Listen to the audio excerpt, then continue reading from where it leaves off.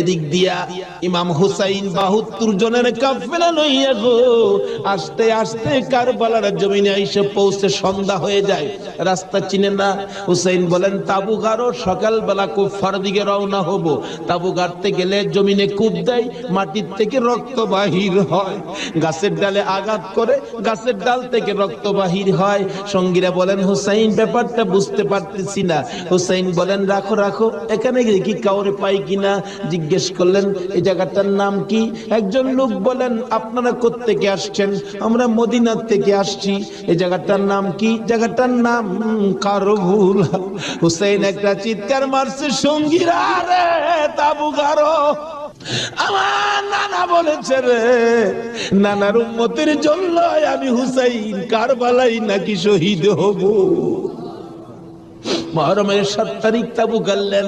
সন্ধ্যা